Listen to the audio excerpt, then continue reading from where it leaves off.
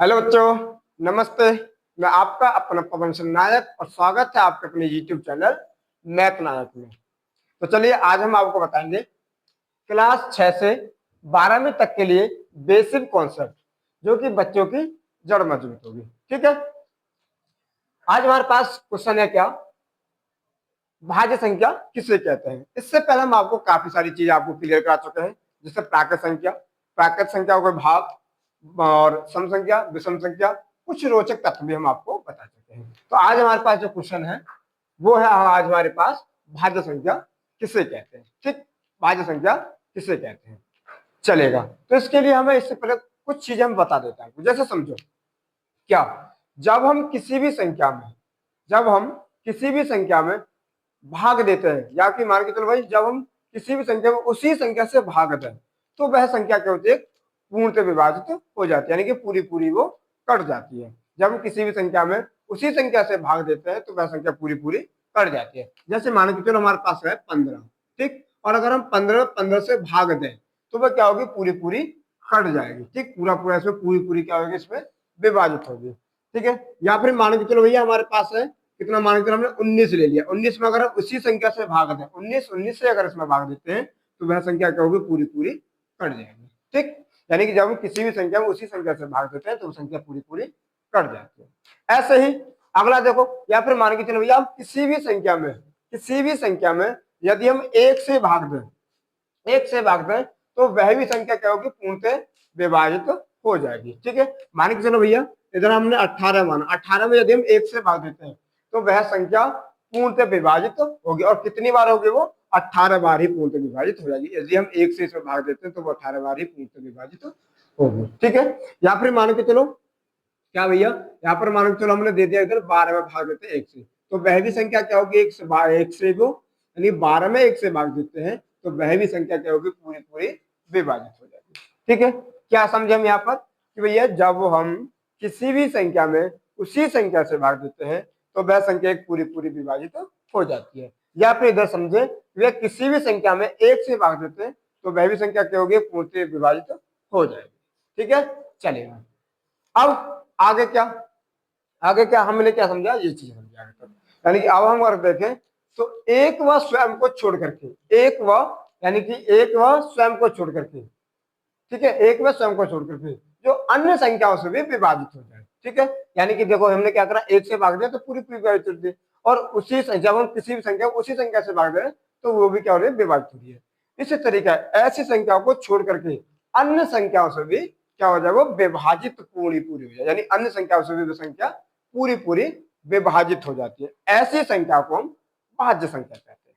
ठीक, यानी कि वन वे स्वयं को छोड़ करके, यानी कि वन वे स्वयं को छोड़ के इनको भी छोड़ करके अन्य संख्याओं से भी जो विभाजित होती है वो हमारी क्या कहलाती है, भाज्य संख्या कहलाती है। ठीक है, जैसे क्या, कैसे, इसकी जो डेफिनेशन क्या होगी, परिभाषा क्या लिखेंगे इसकी हम, अगर हम इसकी परिभाषा की बात करें तो क्या होगी,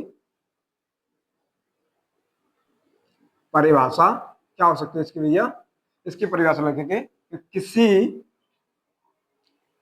किसी भी संख्या में किसी भी संख्या में एक व एक एक व स्वयं एक व स्वयं को एक व स्वयं को छोड़कर एक व स्वयं को छोड़कर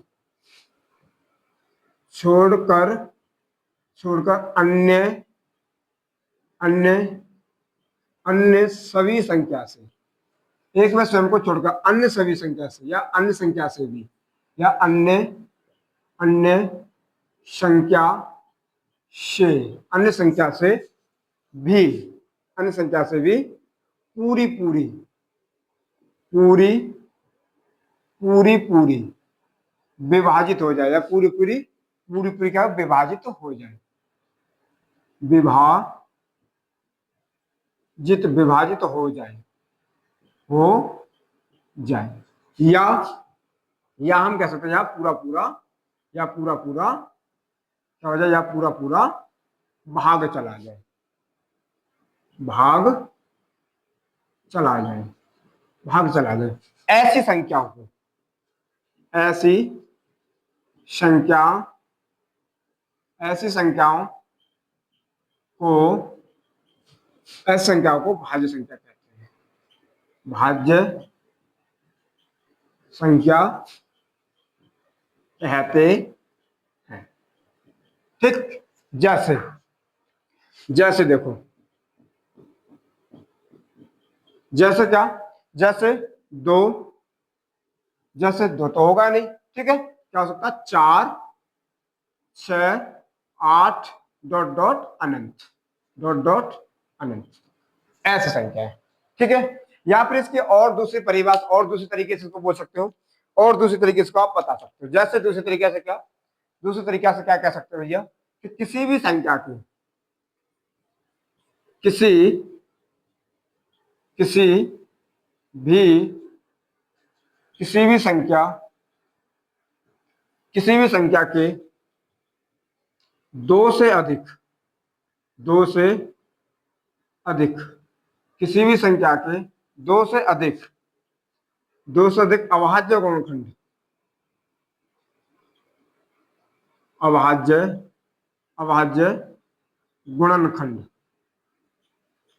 अभाज्य गुणनखंड हो जाए, दो से अधिक गुणनखंड हो जाए, ऐसी संख्या को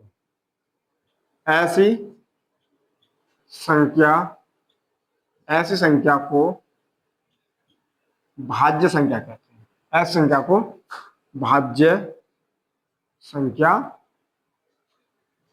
संख्या कहते हैं।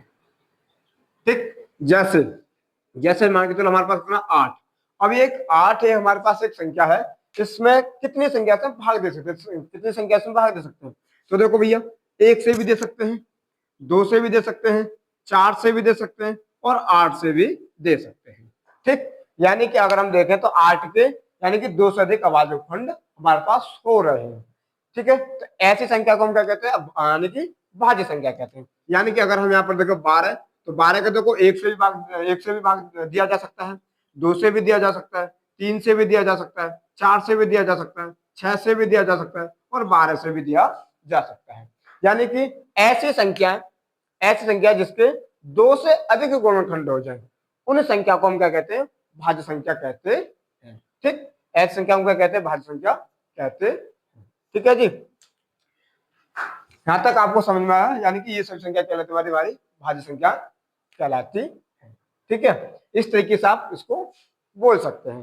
ठीक है, वैसे क्या यही चीज होंगी क्या, कि भैया भाज्य संख्या कौन सी होती है, 4, 6, 8 डॉट डॉट अनंत तक। ठीक, ये हमारी क्या है, सभी भाज्य संख्या कहलाती है।